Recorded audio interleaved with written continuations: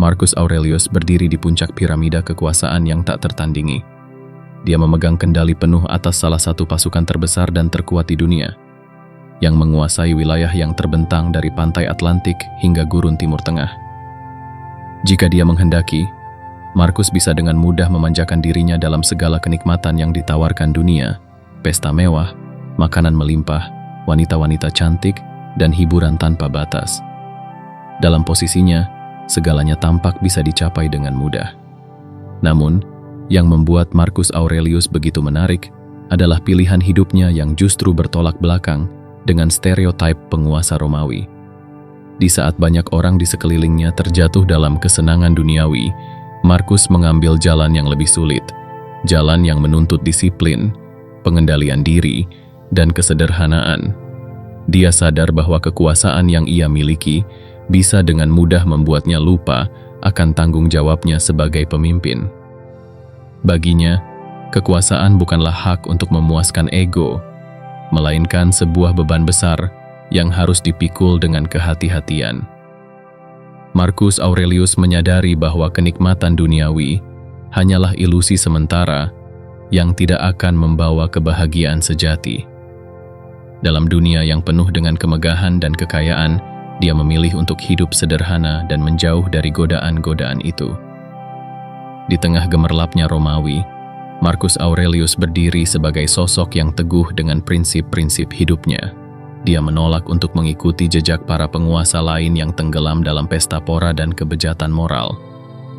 Di balik kehidupannya yang terlihat megah, Marcus Aurelius menyimpan sebuah perjuangan batin yang sangat mendalam. Dia sadar bahwa hidup sebagai kaisar tidak mudah, bukan karena tuntutan eksternal semata, tetapi lebih karena tuntutan internal untuk tetap setia pada prinsip-prinsip moralnya di tengah segala godaan yang datang.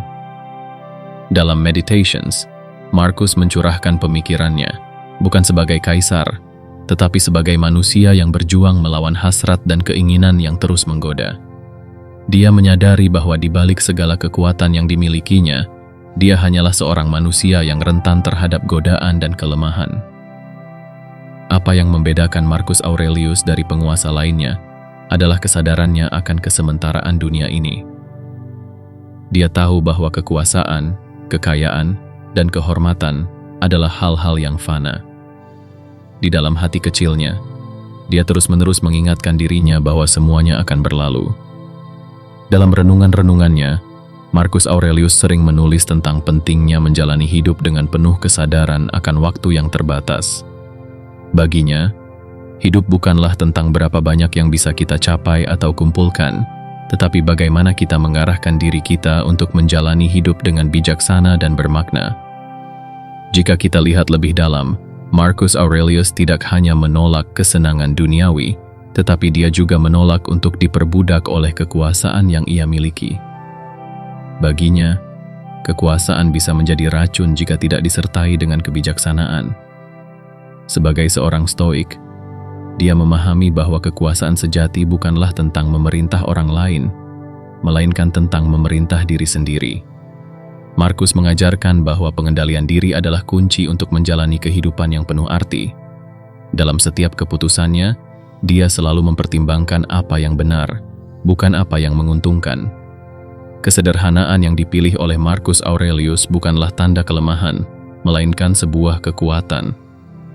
Dalam dunia yang penuh dengan gemerlap dan hedonisme, dia berdiri teguh dengan prinsip-prinsipnya.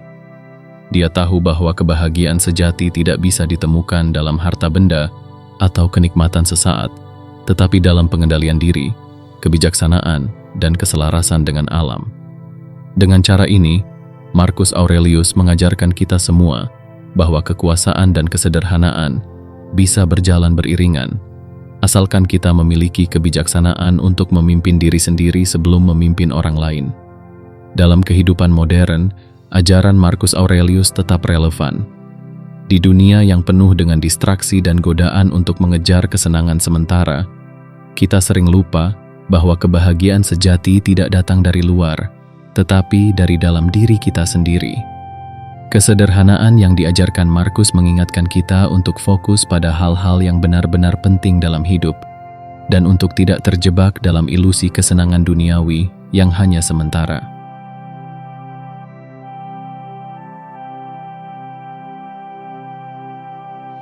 Di balik semua kemegahan dan kekuasaan yang dimiliki Marcus Aurelius, ada sebuah sisi lain dari dirinya yang tidak banyak orang ketahui.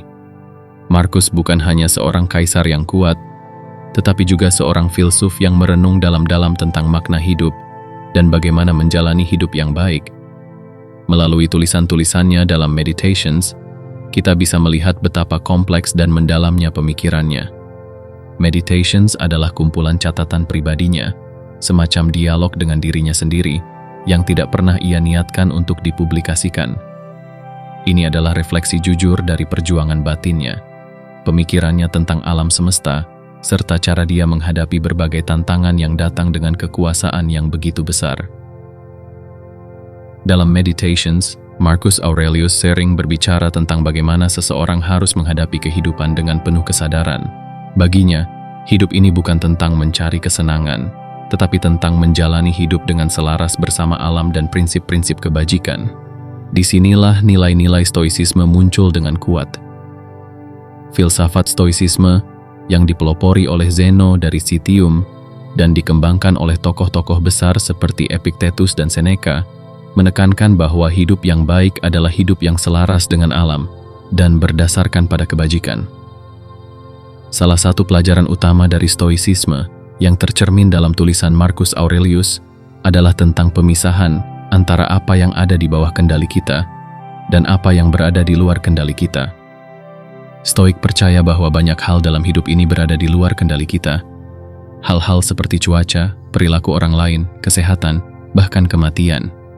Kita tidak bisa mengontrol hal-hal tersebut, dan mencoba melawan atau menolaknya hanya akan membawa kita pada penderitaan. Sebaliknya, yang benar-benar bisa kita kendalikan adalah pikiran, sikap, dan tindakan kita sendiri. Dalam salah satu tulisannya, Marcus menulis, "Jangan pernah membuang energi pada apa yang tidak bisa kamu kendalikan. Fokuskan dirimu pada apa yang ada di bawah kendalimu." Ini adalah prinsip dasar stoicisme. Menerima bahwa ada banyak hal di dunia yang tidak bisa kita kendalikan, tetapi juga menyadari bahwa kita memiliki kendali penuh atas cara kita merespons dunia di sekitar kita. Dengan kata lain, kebahagiaan kita tidak bergantung pada apa yang terjadi pada kita, tetapi pada bagaimana kita merespons apa yang terjadi. Selain itu, Meditations juga menunjukkan betapa Marcus Aurelius sangat sadar akan kesementaraan hidup. Dia sering merenungkan tentang kematian dan betapa singkatnya waktu yang kita miliki di dunia ini. Bagi sebagian orang, memikirkan kematian mungkin tampak suram atau menakutkan. Tetapi bagi Marcus, ini adalah pengingat bahwa hidup harus dijalani dengan penuh kesadaran dan tidak boleh disia-siakan. Dia mengajarkan bahwa mengingat kematian, atau yang dikenal sebagai memento mori, bukanlah tentang menakut-nakuti diri sendiri, melainkan tentang menghargai setiap momen yang kita miliki. Dengan mengingat bahwa hidup ini sementara, kita didorong untuk fokus pada hal-hal yang benar-benar penting dan tidak terjebak dalam hal-hal sepele atau trivial. Stoicisme, seperti yang diajarkan Marcus Aurelius, juga menekankan pentingnya kebajikan. Bagi Stoik, kebajikan adalah hal tertinggi yang harus dicari dalam hidup. Kebajikan bukanlah sesuatu yang bisa dibeli atau diperoleh dari luar, melainkan berasal dari dalam diri kita. Ini adalah kualitas moral seperti kebijaksanaan, keberanian, pengendalian diri, dan keadilan. Marcus Aurelius percaya bahwa seorang pemimpin sejati harus hidup berdasarkan kebajikan-kebajikan ini. Dan dalam Meditations, dia terus-menerus mengingatkan dirinya untuk tetap setia pada prinsip-prinsip tersebut, bahkan ketika godaan duniawi datang menghampiri. Ketika kita membaca Meditations, kita tidak hanya melihat pemikiran seorang kaisar, tetapi juga hati seorang manusia yang merenungkan tentang bagaimana menjalani hidup yang baik di dunia yang penuh dengan ketidakpastian. Kita bisa merasakan betapa Marcus Aurelius, meskipun berada di puncak kekuasaan, terus-menerus berjuang dengan dirinya sendiri untuk tetap berada di jalur kebajikan. Inilah yang membuat tulisan-tulisannya begitu relevan hingga hari ini. Di tengah dunia modern yang penuh dengan distraksi dan godaan, Meditations mengajarkan kita untuk kembali ke hal-hal yang esensial, kebajikan, pengendalian diri, dan menerima kehidupan apa adanya tanpa penyesalan atau keputusasaan.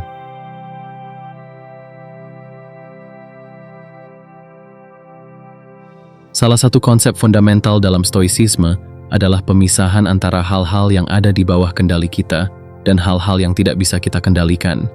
Konsep ini bukan hanya relevan bagi kehidupan sehari-hari, tetapi juga sangat relevan dalam dunia modern yang seringkali dipenuhi oleh ketidakpastian, ketakutan, dan ketidakstabilan. Epictetus, salah satu filsuf stoik yang paling dikenal, dalam karyanya Enchiridion, membuka dengan ajaran ini. Ada hal-hal yang berada di bawah kendali kita, dan ada hal-hal yang tidak.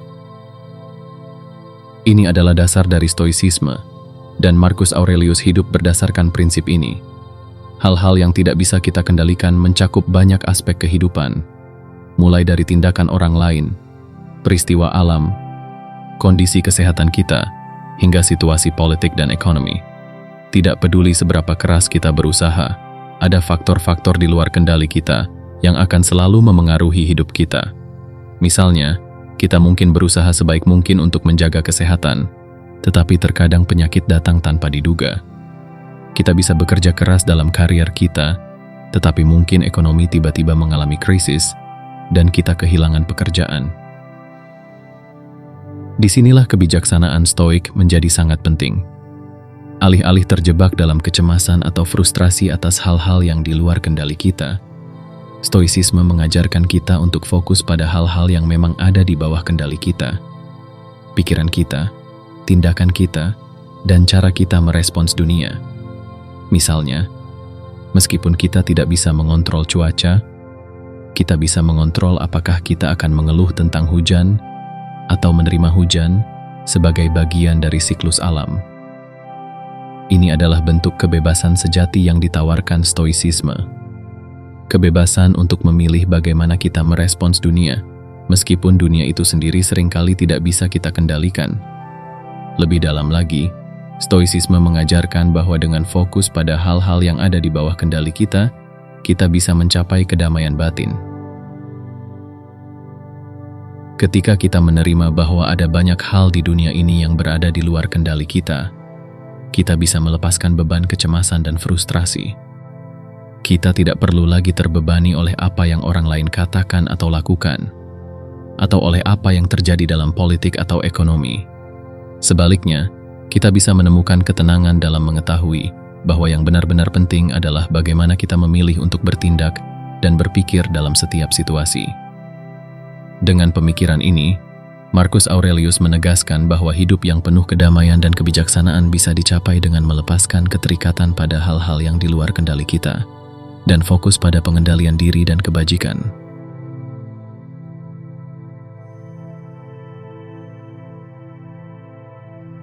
Dalam stoicisme, tidak cukup hanya memahami konsep bahwa sebagian besar hal dalam hidup tidak berada di bawah kendali kita.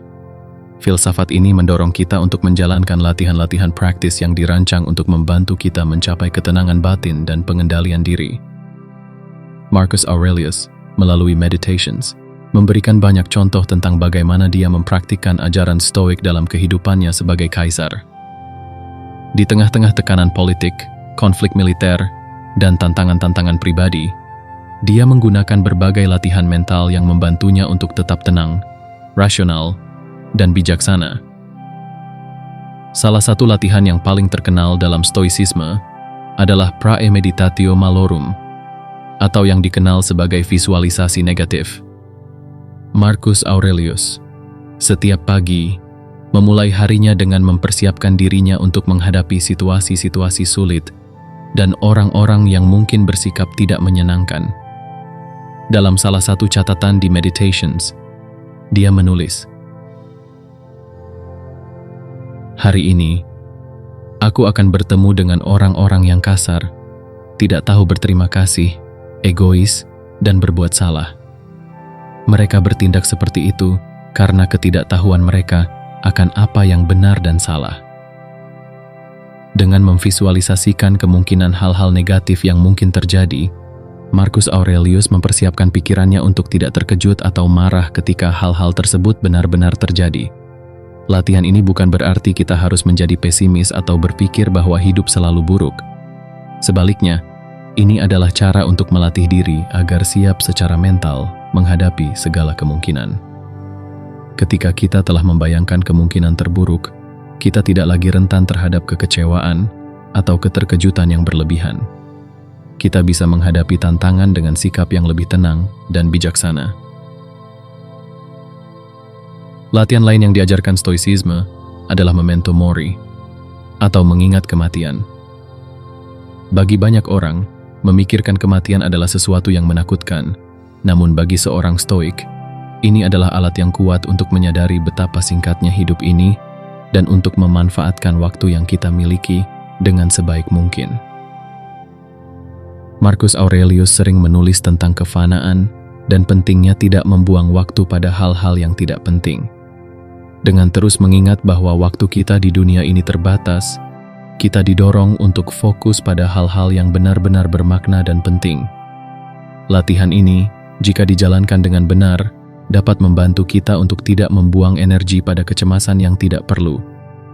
Bayangkan jika setiap hari kita diingatkan bahwa hidup ini tidak abadi, kita akan lebih berhati-hati dalam memilih bagaimana kita menggunakan waktu dan perhatian kita. Kita mungkin akan lebih memilih untuk menjalani hari dengan kasih sayang, kebijaksanaan, dan pengendalian diri daripada mengejar hal-hal yang tidak membawa manfaat jangka panjang. Selain itu, Stoik juga mempraktikkan apa yang disebut sebagai the view from above, atau pandangan dari atas. Ini adalah latihan mental di mana kita membayangkan diri kita melihat dunia dari perspektif yang lebih luas, seolah-olah kita melihat dari luar angkasa. Dari pandangan ini, kita bisa melihat betapa kecil dan tidak pentingnya diri kita dibandingkan dengan alam semesta yang begitu besar. Latihan ini membantu kita menyadari bahwa banyak masalah dan kekhawatiran kita sebenarnya sangat kecil dalam konteks yang lebih besar. Marcus Aurelius sering menggunakan latihan ini untuk menjaga perspektifnya ketika menghadapi masalah-masalah yang tampak besar di hadapannya sebagai kaisar. Dengan membayangkan dirinya sebagai bagian kecil dari alam semesta yang luas, dia bisa melihat bahwa banyak masalah yang dia hadapi sebenarnya tidak terlalu penting. Hal ini memberinya ketenangan dan kebijaksanaan untuk menghadapi setiap tantangan dengan lebih bijaksana. Latihan-latihan stoik ini, meskipun tampak sederhana, memiliki kekuatan yang mendalam untuk mengubah cara kita berpikir dan merespons dunia. Mereka mengajarkan kita untuk tidak terjebak dalam hal-hal kecil, untuk mempersiapkan diri menghadapi kesulitan, dan untuk selalu mengingat bahwa hidup ini singkat dan berharga. Bagi Marcus Aurelius, latihan-latihan ini adalah kunci untuk menjaga keseimbangan emosional dan menghadapi kehidupan dengan kepala dingin, bahkan ketika dia berada di tengah-tengah kekacauan dan konflik yang melanda kekaisarannya.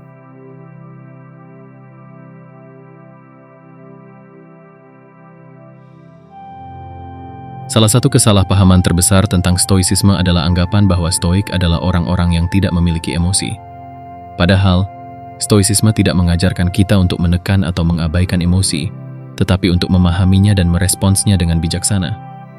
Marcus Aurelius, dalam banyak catatan pribadinya, menggambarkan bagaimana dia berjuang dengan emosinya sendiri, tetapi bukan dengan menekan atau menghindarinya. Dia memahami bahwa emosi adalah bagian dari pengalaman manusia, tetapi dia juga percaya bahwa emosi harus dikelola dengan logika dan kebijaksanaan. Menurut ajaran stoicisme, emosi itu sendiri bukanlah masalah. Yang menjadi masalah adalah bagaimana kita bereaksi terhadap emosi tersebut. Misalnya, ketika kita marah, kemarahan itu sendiri tidak bisa dihindari. Itu adalah respons alami terhadap situasi yang membuat kita frustrasi atau terluka. Namun, yang bisa kita kendalikan adalah bagaimana kita memilih untuk merespons kemarahan itu. Apakah kita akan membiarkan kemarahan kita menguasai kita dan bertindak secara impulsif, ataukah kita akan mengambil jeda sejenak, bernapas, dan merespons situasi dengan tenang? Marcus Aurelius mengajarkan bahwa ketika kita dihadapkan pada emosi yang kuat, kita harus mengambil langkah mundur dan memeriksa emosi tersebut dengan logika. Daripada membiarkan emosi mendikte tindakan kita bisa bertanya pada diri sendiri, apa yang menyebabkan emosi ini? Apakah ini sesuatu yang ada di bawah kendaliku? Bagaimana aku bisa merespons dengan cara yang paling bijaksana? Dengan cara ini, emosi tidak lagi menjadi penghalang bagi kita, tetapi menjadi jendela untuk memahami diri kita sendiri lebih baik dan bertindak dengan kebijaksanaan. Dalam Meditations, Marcus sering merenungkan tentang betapa mudahnya manusia terjebak dalam emosi, terutama dalam situasi-situasi sulit. Dia mengingatkan dirinya sendiri untuk tidak membiarkan emosi seperti kemarahan, kesedihan, atau kecemasan menguasai dirinya. Sebaliknya, dia berusaha untuk selalu kembali ke prinsip dasar stoicisme, menggunakan akal budi dan kebijaksanaan untuk menghadapi setiap situasi, tidak peduli seberapa sulit atau emosional situasi tersebut. Pelajaran ini sangat relevan dalam kehidupan kita sehari-hari. Dalam dunia modern yang seringkali dipenuhi dengan stres, ketidakpastian, dan tekanan sosial, kita seringkali merasa terbawa oleh emosi-emosi yang kuat. Stoicisme mengajarkan kita bahwa kita tidak harus menjadi korban dari emosi kita sendiri.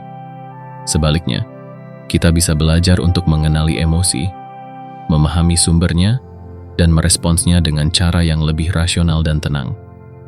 Dengan memahami dan menghadapi emosi kita dengan logika, kita bisa mencapai ketenangan batin yang lebih dalam, sama seperti yang dilakukan oleh Marcus Aurelius.